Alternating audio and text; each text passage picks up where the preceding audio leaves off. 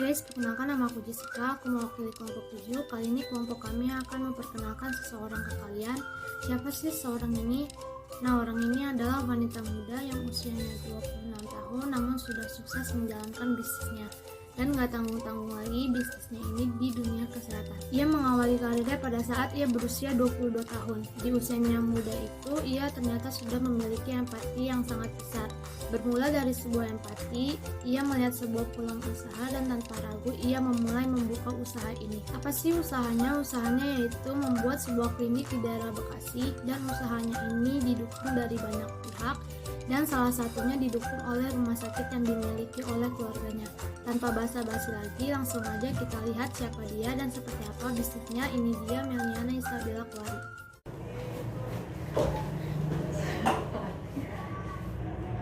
Halo semuanya, nama saya Belida Jetsili, saya mahasiswa UGRIDA jurusan manajemen. Sekarang saya akan mewawancarai salah satu dokter sekaligus owner dari klinik Pratama Medica Angel. Boleh perkenalkan sedikit, dokter?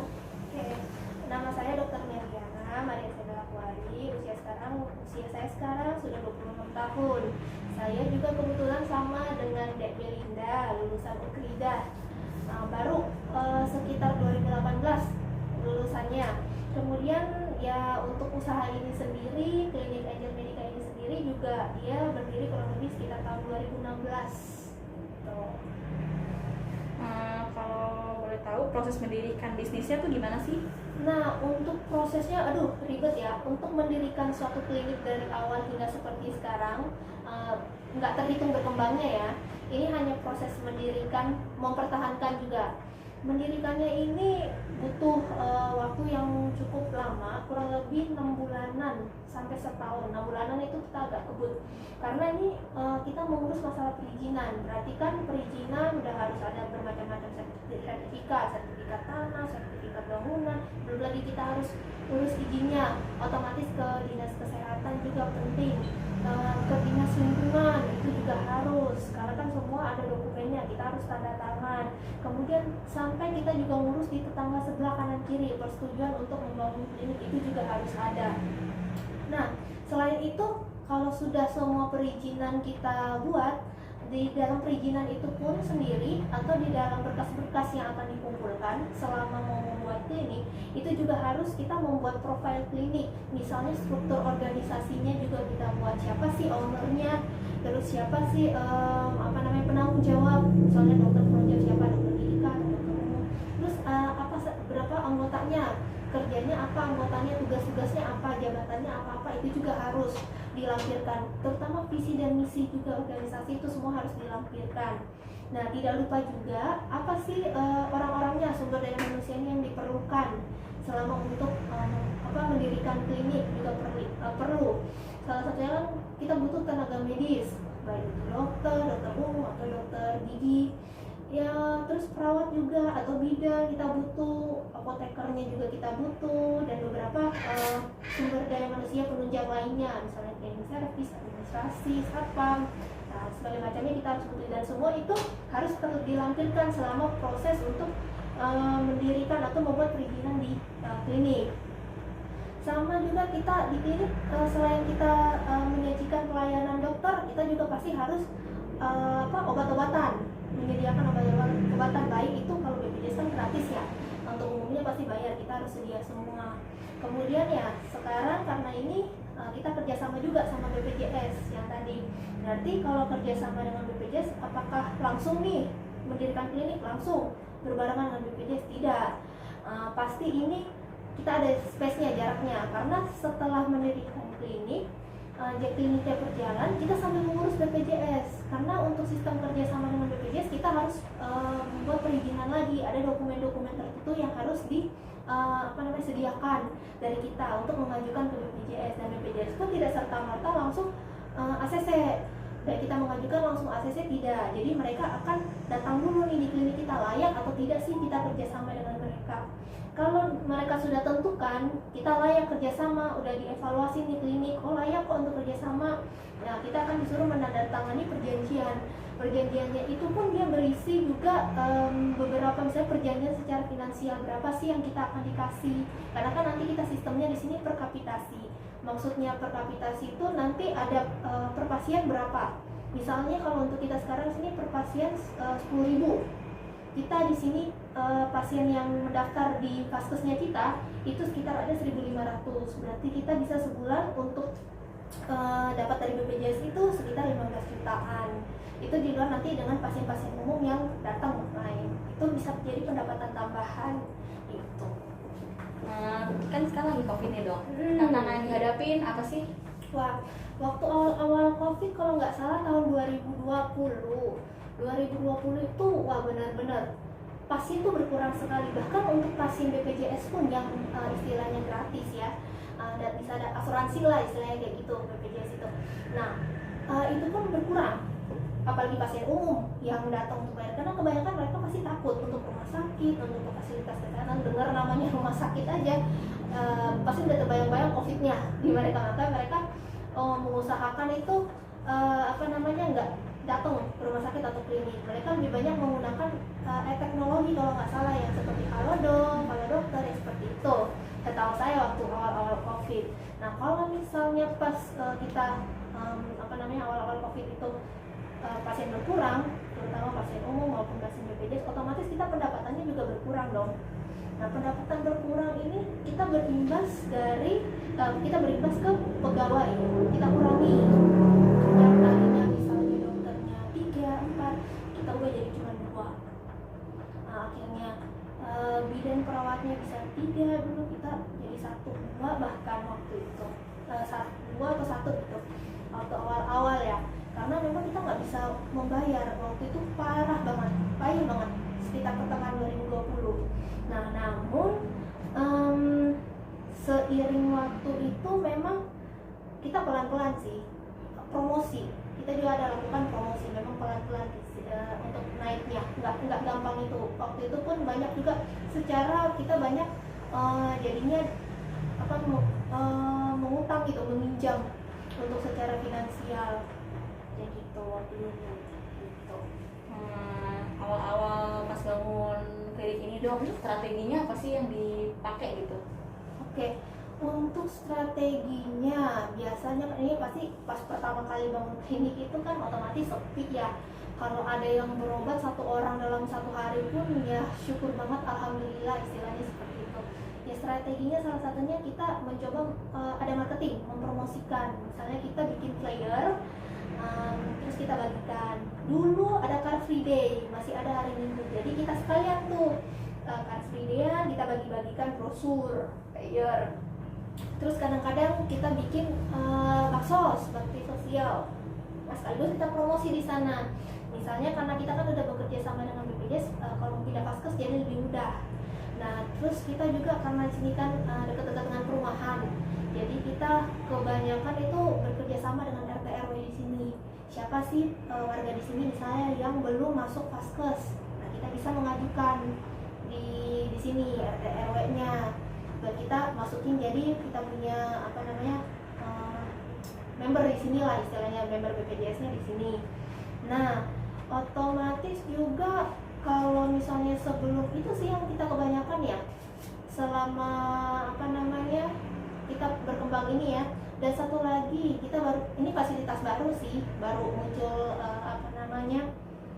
kurang lebih 6 bulan inilah, ada USG untuk ibu hamil. Biasanya klinik itu jarang untuk USG untuk ibu hamil ya. Nah di sini sudah mulai kita lakukan USG untuk ibu hamil. Nah itu pun juga kita juga akan mau bekerjasama dengan dokter spesialis kandungan. Itu sih sebenarnya untuk kedepannya, prospek kedepannya, perkembangan kedepannya kita maunya seperti apa. Baru. Nah, mudah-mudahan sih kalau misalnya kita menggait ibu hamil di sekitar sini bertambah lagi. Nah ini kan kita sih kemarin ya, karena mungkin ada banyak berita ya, ada pernah mungkin dengar berita di Bandung sih kalau nggak salah, kasus ibu hamil lagi naik belakangan semenjak COVID karena banyak WFH, ya kan? Nah itu sih asal muasal kenapa kita mulai melihat ke arah ibu hamil juga, mungkin seperti itu. Tadi kita udah ngomongin tantangan nih. Sekarang gimana sih kita bertahan di masa pandemi ini? Nah untuk masa pandemi COVID ini kita memang belum banyak melakukan untuk si pasien COVID-nya sendiri ya.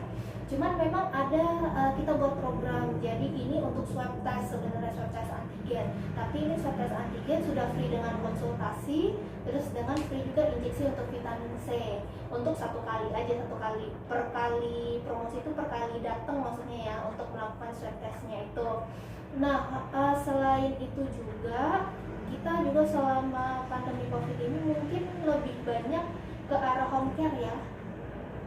Jadi home care itu maksudnya seperti ini. Jadi kalau ada pasien yang memang terdeteksi ya sekitar sini aja, sekitar kliniknya Medika terdeteksi kalau misalnya dia memang COVID, kita juga melakukan home care di rumah. Jadi kita datang ke rumah untuk melihat pasien tersebut.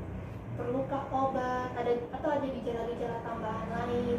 Kalau memang ada, berarti kita akan suruh ke rumah sakit atau rujuk. Ada rujuk rumah sakit ya. Kita memang kalau misalnya klinik itu atau fasilitas kesehatan lebih memperhatikan ya masalah promotif, preventif, dan kuratif juga, terutama promotif preventif sebenarnya, pencegahan pada orang yang sehat ataupun pengobatan pada orang sakit. Cuman kan kita karena memang fasilitas yang terbatas, kita nggak bisa berbuat yang seperti rumah sakit gitu untuk tindakan. Cuman paling tidak untuk mengetahuinya bisa lebih cepat, istilahnya seperti itu. Nih kan banyak nih dok yang bilang nggak mau ke klinik itu soalnya pakai BPJS layanannya beda. Emang benar dong beda? Sama semua. Ini mungkin saya kurang tahu ya untuk di tempat lain. Cuman kalau kami di sini sama.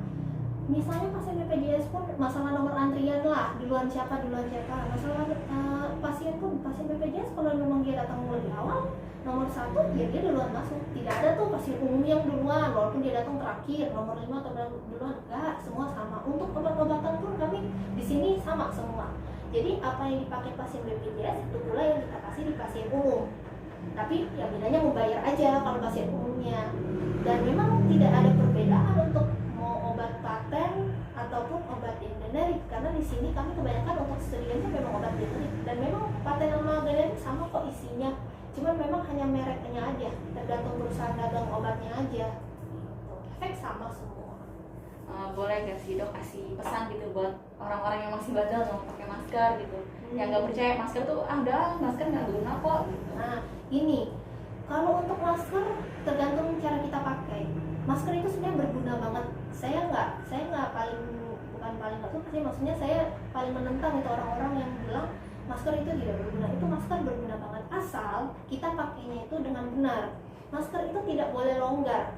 Nah maksudnya apa? Nggak boleh taruh di dagu, sebentar dinaikin lagi, percuma. Itu istilahnya kan dia udah kena kotor nih, bagian ini kan kita nggak tahu yang nggak ketutup. Kita pegang pun, ini bekas kita pegang kan kita selalu pakai sarung tangan, enggak kan? Kita pegang masker, kita turunin masker, naikin lagi, maskernya udah kotor sebenarnya. Apalagi kita nggak pakai hand sanitizer, nggak mencuci tangan.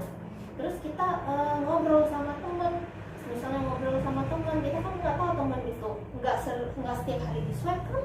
Nah siapa tahu teman itu juga dia orang tanpa gejala misalnya, kan kita nggak tahu. Nah gimana sih, banyak juga kan yang bilang kan sama aja pakai masker dan nggak pakai masker ya, sama aja gitu, maksudnya sama-sama bisa kena juga. Iya, cuma resikonya lebih kecil dengan orang yang pakai masker. Pakai masker harus benar, dia kan ada kawat di sini, itu harus lengket di hidung, tidak boleh maksudnya pas kita pakai tidak boleh itu dia mengambang. Nah mengambang terus habis itu di bagian sininya kalau perlu dia harus nempel, harus keket gitu maksudnya. Nggak boleh sampai apa namanya ada bagian yang daerah-daerah mengambang, itu salah satunya. Dan itu masker tidak boleh dipakai terlalu lama, seharian itu nggak boleh, harus sering-sering diganti, terutama kita banyak beraktivitas di luar. Jadi makasih banyak loh dokter atas waktunya ya. Maaf ya ganggu. Ya enggak, kenapa dia?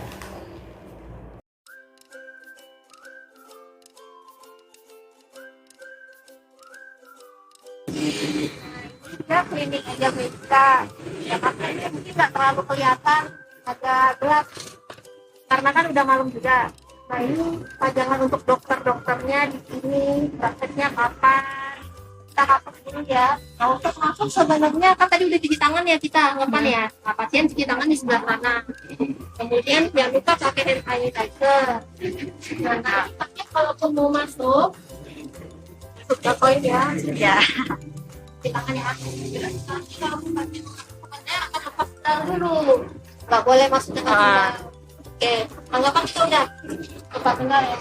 Ini klinik Angel itu dia buka dari jam 8 pagi sampai jam 10 malam. Kita ini untuk punya penanya apa aja, kita punya pelayanan, ada poli umum, poli gigi, ada instalasi farmasinya di sebelah sana, ada labnya juga. Nah, kita ada pelayanan ya, tadi kan kita mau sempat wawancara sini ya. Iya. Nah, Ini IGD. ini bagian ruang tindakannya lah. Di situ lemari-lemari untuk emergensi, semua bed pasien. Oke. Di sini, kemudian di sini ada ruang praktek dokter ya. Tapi kadang kalau ada pasien ini kebidanan, bentar ya. Dan kalau ada pasien kebidanan juga kita bisa di sini. Nah, ini untuk USG. Ini bidangnya di sini. Halo Wida. Maaf, ini untuk Ini yang USG itu ya? ya, ini USG. Kita punya USG hanya 2 dimensi, bukan yang sekarang yang 4 dimensi. Yang paling enggak kita masih boleh lah ya. Nah, ini terus. Nah, bedanya tadi ini bagian counter admin lah di sini ya. Buat rujukan di sini masukin data pasien. Nah, ini rekam-rekam medis, simple aja kita buatnya sih, sederhana banget sampai sekarang. Kemudian ya di sini nah, dokter giginya untuk praktek dokter gigi, yang alatnya ya. Oke, instalasi farmasinya di sini mungkin boleh dilihat dari sini aja ya. Nah, ini dia untuk obat-obatannya kita semua sama sih, tidak terlalu banyak sebenarnya untuk klinik ini karena memang kliniknya belum terlalu lagi seperti yang lainnya, puskesmas yang banyak banget itu juga belum. Nah, ini ada ruang observasi. Jadi kalau misalnya ada pasien yang perlu diobservasi sementara waktu, kita bisa taruh di sini dulu pasiennya. Tapi nggak usah lama-lama, karena kan kita klinik rawat jalan. Nah, di sini ada ruang untuk pemeriksaan kehamilan juga. Kadang bisa di sini, bisa di depan. Ini ya, cuman jarang digunakan sih, lebih banyak tidak. Oke. Nah, ini karena jarang dipakai ruang laktasinya, karena pasien yang untuk ibu hamil biasanya kita kan nggak ngantri ya, jadi pasien langsung datang langsung diperiksa, jadi jarang banget digunain untuk ruang laktasi. Oke. Udah, makasih ya dokter. Sama. Dadah.